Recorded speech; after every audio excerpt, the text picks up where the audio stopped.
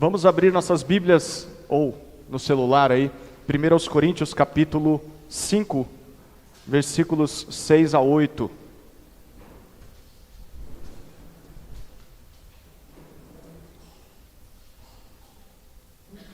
Faremos uma breve reflexão em alguns versículos desse capítulo. 1 Coríntios capítulo 5, versículos 6 a 8.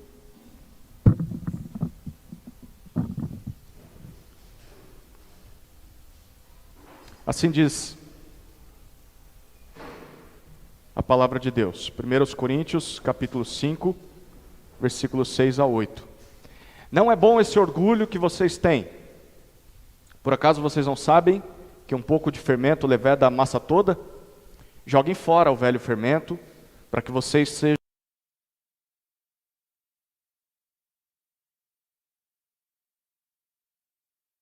foi sacrificado. Por isso celebremos a festa, não com o velho fermento, nem com o fermento do mal e da maldade, mas com o pão sem fermento, o pão da sinceridade e da verdade. Vamos orar? Senhor Jesus, nós nos reunimos em torno da Tua palavra nesse momento para ouvir o que o Senhor tem a dizer sobre a Tua morte e a Tua ressurreição e sobre o impacto que isso deve produzir nas nossas vidas. Saiamos daqui conscientes, pelo menos de mais um pouquinho do que o Senhor espera de nós, uma vez que o nosso Cordeiro Pascal já foi sacrificado. Assim oramos no nome de Jesus. Amém. Como nós deveríamos celebrar a Páscoa? Talvez você já teve a experiência de comer um pouquinho de chocolate. O ovo de Páscoa está caro, né? Então o pessoal comprou barra nesse ano. Ou para alguns é não comendo carne. Mesmo aqueles que já têm conhecimento da palavra, ainda assim têm uma trava de consciência por causa da herança católica. Então tem aquele medo de comer carne ou não. Para outros é comendo peixe. Para outros é dando o ovo de chocolate, dando presentes uns para os outros, ou almoçando em família, tomando um café junto aqui, como a gente está fazendo. Mas como nós deveríamos mesmo celebrar a Páscoa? O apóstolo Paulo tem algumas dicas para nós nessa passagem.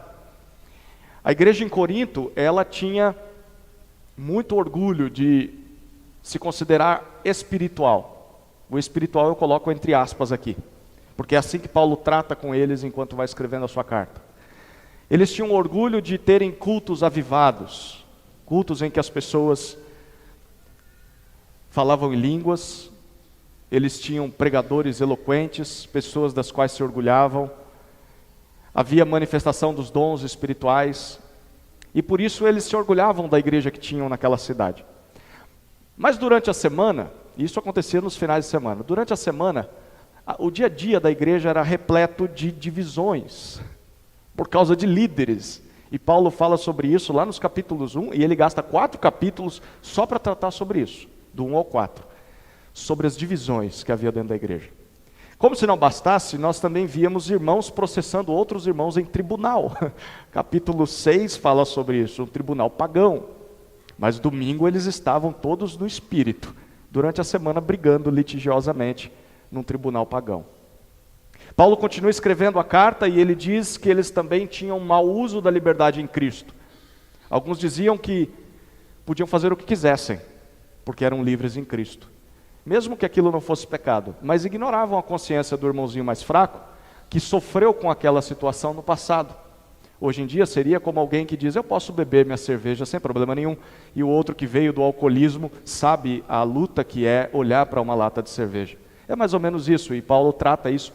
A questão lá era comida sacrificada a ídolos, capítulos 7 até 10, ele gasta 3 capítulos tratando sobre isso. As mulheres, pelo menos algumas, estavam sendo submissas a seus maridos, e isso começou a causar problemas dentro da igreja e problemas na sociedade. Paulo fala sobre isso no capítulo 11. E como se tudo isso não bastasse, a igreja estava dividida entre ricos e pobres. E o que acontecia?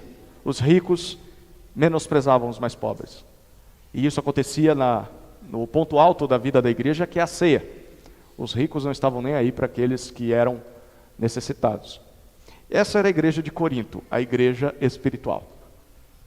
A igreja super espiritual, pelo menos eles se achavam assim. Então, pela perspectiva de alguém de fora, os coríntios não eram tão espirituais assim. Eles achavam que eram, mas por dentro as coisas estavam se desfacelando, ruindo. A igreja não olhava para o que deveria olhar. E além de todos esses problemas, o problema específico do capítulo 5 é que eles sabiam e permitiam no seu meio a imoralidade sexual de um dos membros. E esse tipo de imoralidade não se via nem do lado de fora da igreja. As pessoas de fora ficavam assustadas. E dentro da igreja tudo bem, as pessoas não ligavam para isso. Por quê? Eram muito espirituais para se preocupar com isso. Então Paulo, ele diz no versículo 6 que o orgulho de vocês não é algo bom. O orgulho que vocês têm da vida espiritual de vocês nos cultos não é bom. E por que não, Paulo? Porque ele responde, e ele está citando aquilo que eles conheciam muito bem, nós conhecemos também, é o fermento. Ele fala no versículo 6, um pouquinho de fermento leveda toda a massa. O que isso tem a ver com o assunto, Paulo? Muitos irmãos ali em Corinto, eles, a exemplo de Paulo, eram judeus.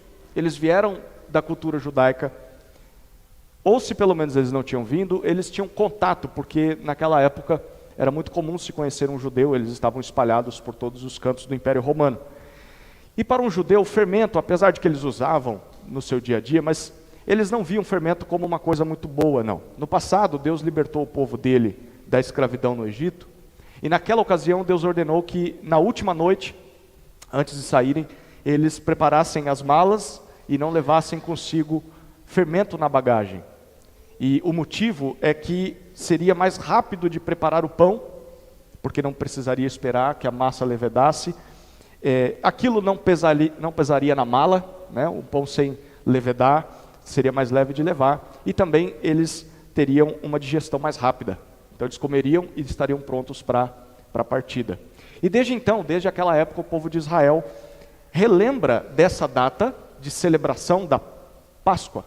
A saída, aquilo que marca a saída que Deus deu ao povo da escravidão no Egito. A libertação do povo de Deus lá do Egito. E parte dessa celebração envolvia, e até envolve hoje para os judeus, comer pães sem fermento. Que é como se fosse um creme cracker, né? É um biscoitinho, porque não é levedado, é feito rapidamente. E isso é em memória àquele pão que o povo comeu lá naquela época. Então, para qualquer judeu tradicional, falar em fermento era como se você estivesse lembrando de algo que poderia atrapalhar o povo na fuga. E por isso, o fermento, de maneira geral, era algo ruim. Mas o que isso tem a ver com o pecado que o povo estava tendo ali em Corinto? É o que Paulo diz no versículo 7. Ele ordena no versículo 7 que aqueles crentes removam do seu meio o fermento velho, para que eles possam de fato ser massa nova, sem fermento, aquilo que eles são. O que Paulo está dizendo aqui? Na prática, a gente sabe o que está acontecendo no capítulo 5. É um camarada que está vivendo em pecado e a igreja simplesmente não faz nada. Então, na prática tirem esse camarada do meio da comunhão de vocês. É isso que ele está falando. Mas por que eles deveriam fazer isso? Ele explica ainda no versículo 7, ele diz, porque Cristo, o nosso cordeiro pascal, ou o nosso cordeiro da Páscoa, já foi sacrificado. Preste atenção nas palavras de Paulo aqui. Ele quer santidade na igreja, porque o nosso cordeiro da Páscoa já foi sacrificado. Ele quer pureza na igreja, porque o nosso cordeiro pascal já foi sacrificado. Na celebração da Páscoa, os judeus, além de comer pães sem fermento, eles também comiam um cordeiro assado. E esse cordeiro era uma recordação daquilo que o povo fez naquela última noite, saindo do Egito. Deus havia enviado 9 pragas contra os egípcios, em especial confrontando os deuses egípcios, mostrando que ele é Deus e os deuses dos egípcios não eram deuses. E cada praga atacava ou ameaçava alguns dos deuses deles. E na 10ª praga seria diferente, Porque nas 9 primeiras, o faraó não deixou que o povo saísse. Deus dizia, deixe meu povo ir. Não vai deixar? Então eu mando praga. E na 10ª praga, Deus promete, todo primogênito na terra do Egito será morto. Com exceção do primogênito que mora numa casa em que um cordeiro for morto, o cordeiro for comido naquela noite e o sangue desse cordeiro for passado nos umbrais da porta. Isso aconteceria com o povo judeu. Deus deu essas, na época o povo hebreu, Deus deu essas recomendações para eles. Vocês vão sacrificar o cordeiro, vão comer a Páscoa, que é o pão sem fermento, ervas amargas e esse pedaço de cordeiro, e o sangue dele vocês vão passar nos umbrais da porta e vão esperar. Vão aguardar. No meio da noite, o anjo da morte passou por sobre o Egito, e na casa onde havia o sangue nos umbrais da porta, ele não levou o primogênito. Mas nas casas onde não havia sido celebrada a Páscoa, o primogênito foi morto. Se a minha mãe e meu pai não fossem hebreus e não tivessem sacrificado o cordeiro, eu teria sido morto naquela ocasião. Sou o primogênito lá de casa. Imagine você, o primogênito, nessa circunstância. Até que o filho do faraó é morto. E por causa disso, o faraó, em lágrimas, ele, com muito ódio do povo hebreu, ele manda que o povo vá embora. Sumam da minha frente. E rápido. Por isso os pães sem fermento. O povo teve que pegar tudo que tinha e sair correndo do Egito. E a gente conhece a história, eles acabam parando lá no Mar Vermelho. E o resto nós conhecemos muito bem. Mas naquela noite, para qualquer família do Egito, ou o seu primeiro filho morreria, ou o cordeiro morreria no lugar do seu primeiro filho. E a celebração da Páscoa para o povo hebreu, depois dessa circunstância, todo ano eles celebravam isso e até hoje celebram, significa mais ou menos isso aqui. Nós estamos lembrando de que Deus poupou os primogênitos do seu povo da morte e deu para eles uma nova vida, uma vida de liberdade longe do Egito por causa da morte sacrificial de um cordeiro sem defeito. É isso que a Páscoa significava para o povo hebreu. É por isso que Paulo está aqui em 1 Coríntios capítulo 5, citando a questão do fermento, para que aquele pecador fosse expulso da comunhão com a igreja. Em outras palavras, Paulo está dizendo assim, olha, vocês, os crentes em Corinto, vocês foram libertos da velha vida, aquela vida de morte, a vida de escravidão, foram libertos para uma nova vida de liberdade por causa do sacrifício do Cordeiro de Deus, o verdadeiro Cordeiro sem defeito, o Cordeiro da Páscoa, Jesus Cristo. E ele então diz no versículo 8, então vocês deveriam celebrar a Páscoa, deveriam celebrar a festa dessa nova vida de liberdade que receberam em Cristo, como se fosse uma Páscoa permanente. Não só no dia, um dia do ano, no final de semana do ano, vocês deveriam celebrar essa nova vida todos os dias. A vida de vocês deveria ser essa celebração, não com o fermento velho. E ele cita no versículo 8, que fermento, de qual fermento ele está falando? Ele está falando do fermento da maldade e o fermento da corrupção.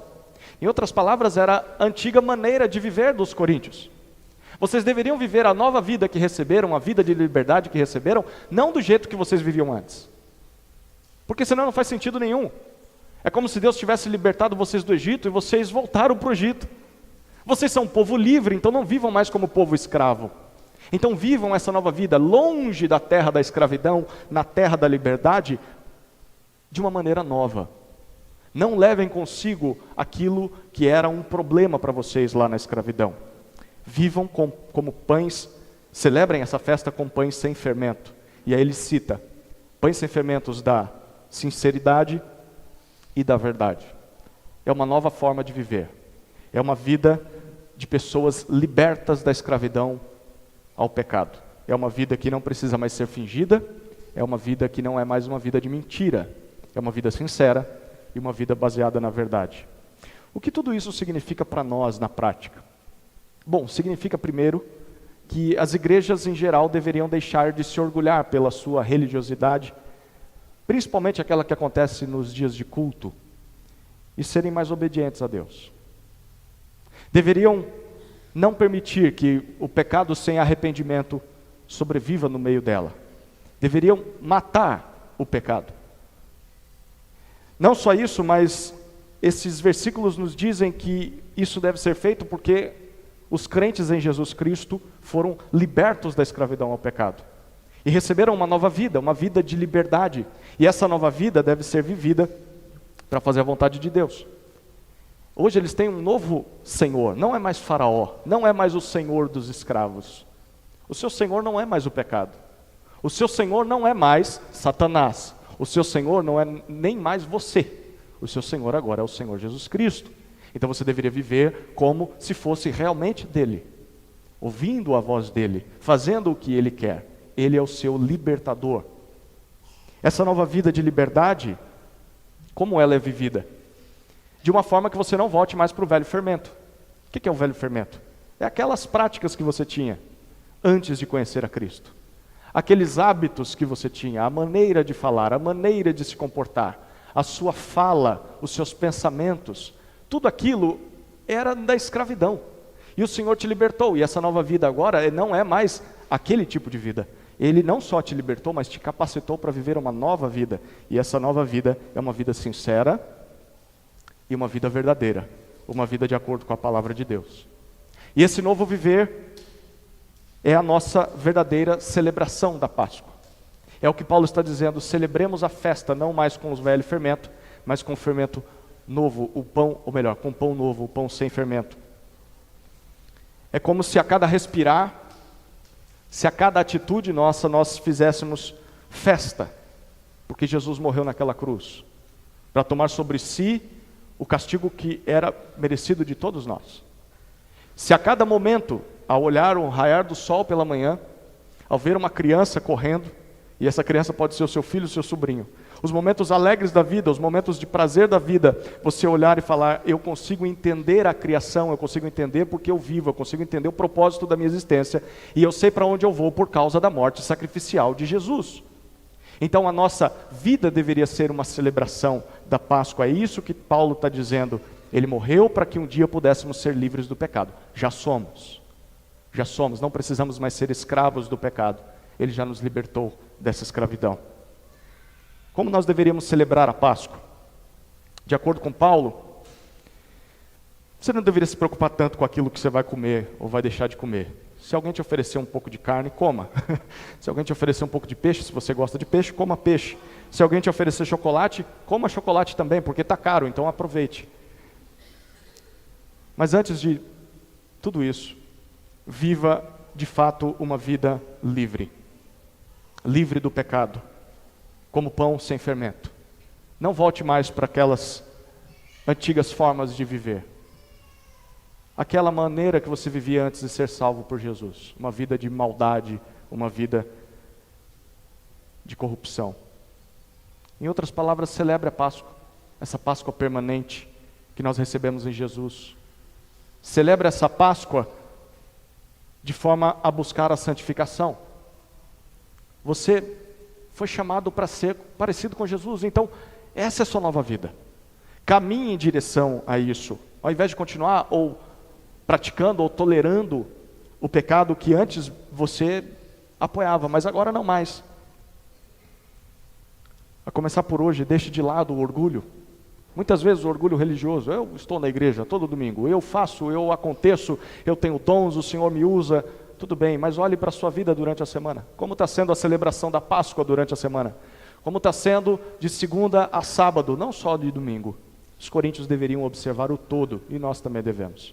Celebremos a Páscoa como pão sem fermento, porque o nosso Cordeiro Pascal já foi sacrificado. Amém? Vamos orar? Querido Deus, nós te damos graças pela tua obra de redenção. Não só a obra de redenção à humanidade, mas a obra de redenção a toda a sua criação. Obrigado porque desde o princípio o Senhor planejou que vivêssemos contigo, desfrutando da tua presença, da tua santidade e desfrutando da tua boa criação. O pecado corrompeu tudo isso. Desde o momento em que os nossos primeiros pais viraram as costas para ti, nós temos amargado a morte. e todas as suas consequências. A fuga que a humanidade tem estado desde o princípio, desde a queda da tua presença, é a responsável pelos sofrimentos dessa vida. Mas nós te damos graças porque o Senhor enviou o teu Filho, e isso estava nos planos desde o princípio, para que Ele assumisse a nossa culpa naquele madeiro. Naquela sexta-feira amarga em que houve trevas sobre a terra, o Senhor despejou toda a sua justa ira contra os nossos pecados sobre o seu Filho amado, o Cordeiro Pascal. E Ele foi sepultado, mas no domingo pela manhã ressuscitou. E nós queremos nessa manhã nos lembrar disso.